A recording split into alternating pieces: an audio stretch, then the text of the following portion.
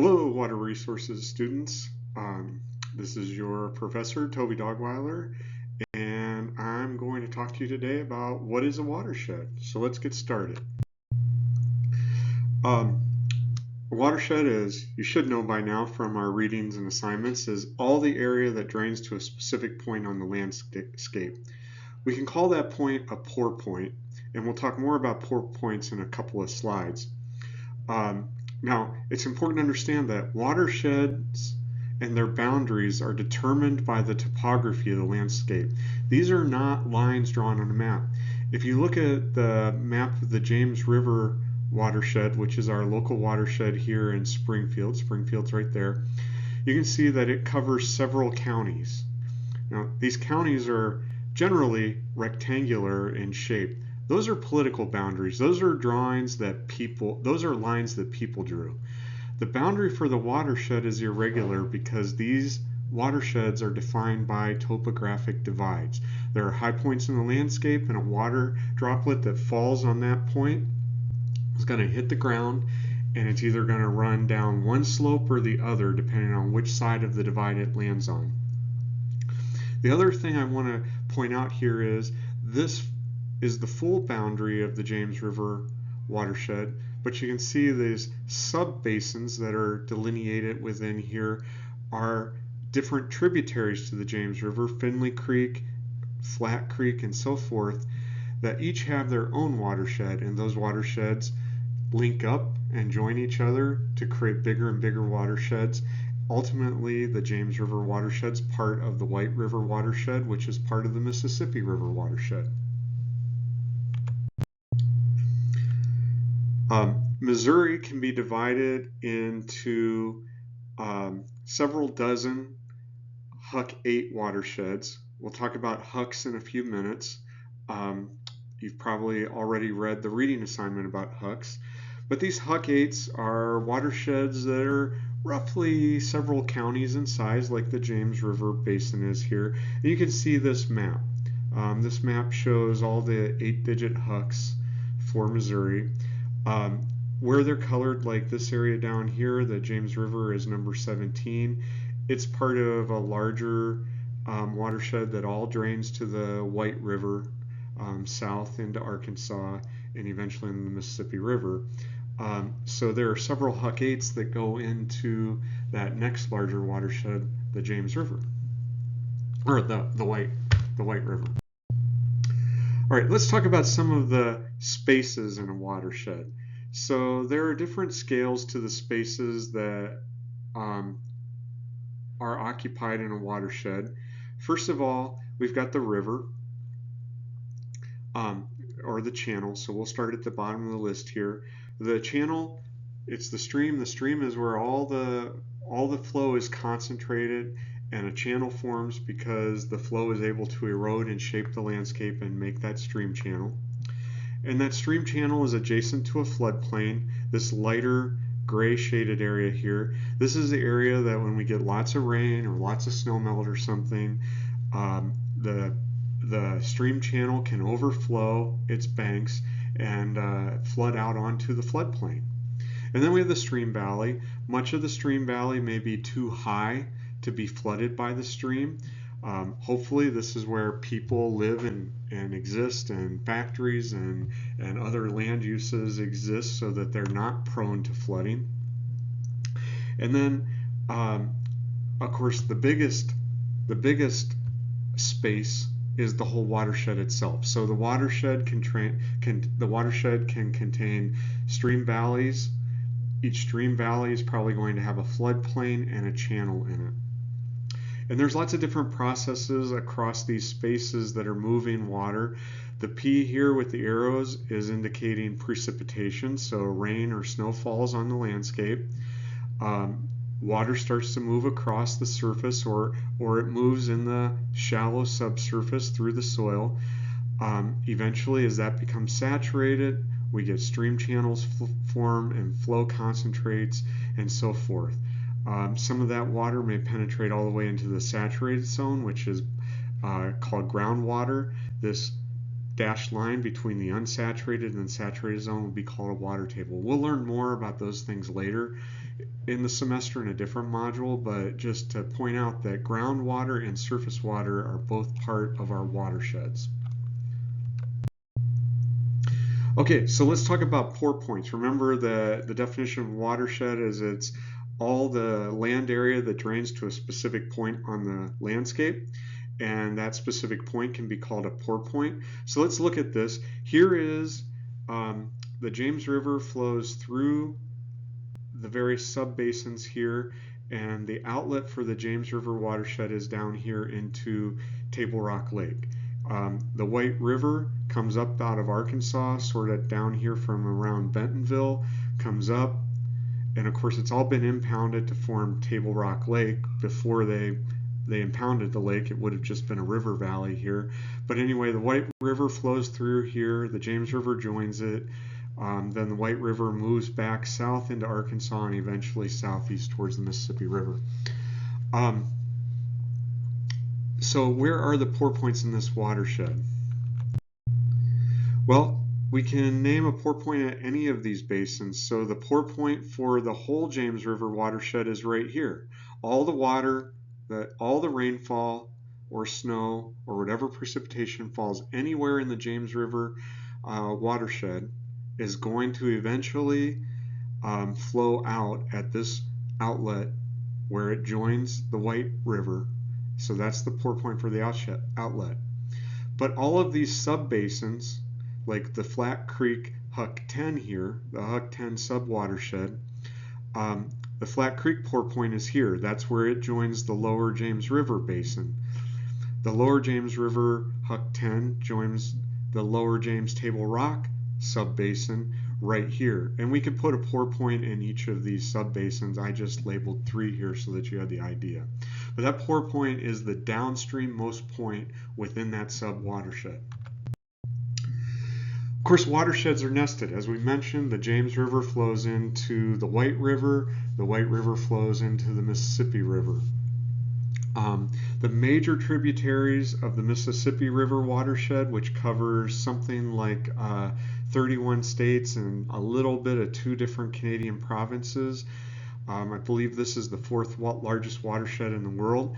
There are 4 major tributaries to the Mississippi: the Ohio River, the Upper Mississippi River, the Missouri River, and the Arkansas River. Now, of course, the White River is another tributary. It's not on the map. It's not one of these 4 majors, but there's a lot of other small tributaries directly to the Mississippi River, and then also each of these major branches, the Missouri, the Arkansas, and so forth, have their own tributaries. And so the Arkansas River watershed is nested within the larger Mississippi River watershed, and so is the Missouri River watershed. And the Missouri River watershed has lots of other sub-watersheds nested within it. So when we get into regulatory applications, like if you worked at a DNR or at a geotechnical firm that worked on water resources issues, the USGS and the USDA, Natural Resources Conservation Service, have come up with what are called Hydrologic Unit Codes. And this is a way to systematically label every watershed in the country. The 2-digit HUCs, so these Hydrologic Unit Codes are often just referred to by their acronym HUCs. 2-digit HUCs are the biggest ones. So like the Lower Mississippi River is a 2-digit HUC. And then a 2-digit HUC will be made up of multiple sub-watersheds, which are 4-digit HUCs. And each 4-digit HUC is made up of 6-digit HUCs, which are made up of 8-digit HUCs, and so on and so forth. Now, these HUCs also have these formal names: region, subregion, accounting unit, cataloging unit, watershed, subwatershed. I've been in many meetings with many regulators over the year, many other people who do research and work in watershed issues, and I have never heard a single person really use any of these words in the formal sense. If somebody's talking about a 2-digit HUC, they usually just say a 2-digit HUC or a HUC 2. A lot of state level regulatory work and compliance is done at the 8-digit HUC level, so you'll hear a lot in these meetings about 8-digit HUCs. I've never heard anybody call it cataloging units. You do not have to learn or memorize these. One thing that I do want to point out here, and I point this out in one of the reading assignments, is a 10-digit HUC is formally called a watershed. But most of the time, for most purposes, when I say or write the word watershed, I'm not talking about just 10-digit HUCs. I'm talking about any watershed. And in the article that I wrote that you're supposed to read this week, I have a little note in there that says if I capitalize it in that article, I mean 10-digit HUC. A capital W watershed is a 10-digit HUC. A lowercase w watershed is just a generic use of the word. I may not be consistent with that all semester in every other context, but know today, and in that article, an uppercase W is a 10-digit HUC. A lowercase w is just a generic use of the word. All right, so here are the large 2-digit HUCs for the U.S. In this map, they're named, so you see the 2-digit HUC for the lower Mississippi is named Lower Mississippi. Arkansas white red is the 2-digit HUC that's drained mainly by the Arkansas River, the Missouri River, the upper Mississippi, the Ohio. Then we have these 2-digit HUC regions here, elsewhere in the country. They're also numbered, so the lower Mississippi 2-digit HUC, the 2 digits are 08. The Arkansas white red is 11. The Missouri is 10. So if you are a subwatershed, like a 10-digit HUC in the upper Mississippi River watershed, the first 2 digits of your 10 digits will be 07. So let's talk about this. So this is an example, a little infographic that I took from the USGS that they created to sort of explain this concept. Here's our 2-digit HUC map of the US, and they're focused here on this HUC 14, which if we go back one slide, can I do that? Not going to let me go back. The 2-digit HUC, whatever this 2-digit HUC is right here, is number 14. So if we take this yellow outline, that is this area here showing all of the 4-digit HUCs that are subwatersheds to the 2-digit HUC. So they use this one as an example, but each one of these subwatersheds will be 14 number. So this particular one at the north end is 1404. That's the 4 digits for the 4-digit HUC. Then if we come over here, our 4-digit HUC right here is divided into 2 subwatersheds, 2 6-digit HUCs. And this one, which we'll focus on, is 1404. So it inherits the 1404 from the larger 4-digit HUC. And then this subwatershed of the 4-digit HUC, this 6-digit HUC is 140401. This one would be 140402. All right, moving down, if we subdivide this 140401 6-digit HUC into an 8-digit HUC, you can see now there are probably 9 or 10 8-digit HUCs contained in that larger 6-digit. We'll focus on this 8-digit. It's 14040105. And then you get the idea now. The 10-digit, if we take this 8-digit HUC, blow it up over here, subdivide it into 10-digit HUCs, 14040105, and then this is the 8th subwatershed in the 10-digit, in this 8-digit HUC, the 8th 10-digit HUC out of this watershed. And 12 digits, I've even seen maps that go to 14-digit HUCs. So you can subdivide these theoretically as far as you want until you're down to really small micro watersheds. In practice, most regulatory issues are dealt with at 8, 10, or 12-digit HUCs. Okay, now why do we care about watersheds? I think there are lots of reasons, and I've already explained some in the readings I've assigned. But let's look at this watershed. This just happens to be a watershed I did a lot of work in up in Minnesota. It's called the Rush Pine Watershed. We were looking at different land or different water quality issues in this watershed. This is a heavily agricultural watershed in these flat uplands here. But these especially these light blue streams, these tributary streams in the watershed were really high value important trout fisheries. In fact, some of the most productive trout fisheries in North America are in this watershed. That's why we were very concerned about water quality. And so over here on the right is a land use map that shows you where the croplands are, where we've got it classified as grasslands, but those are generally going to be pastures. The dark green are forest, and the red would be developed, so those would be sort of urbanized areas, although these are pretty small towns, but technically urban.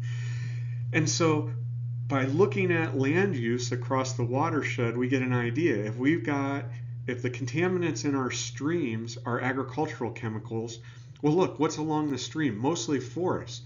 The ag production's happening up here on the top of the plateau in the flatter areas, but that contaminant is following different pathways through the watershed, either through groundwater, through soil water, or through stream flow, and they're getting down here and contaminating some of those trout streams.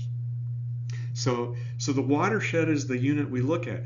What's happening out here outside of this watershed isn't going to affect the water quality in the watershed. If we've got a water quality problem in a stream, that problem is sourced somewhere in that watershed. So that's why we break the landscape down into these units. All right, well, that concludes this lecture. Tune in next time for a different one. Thank you.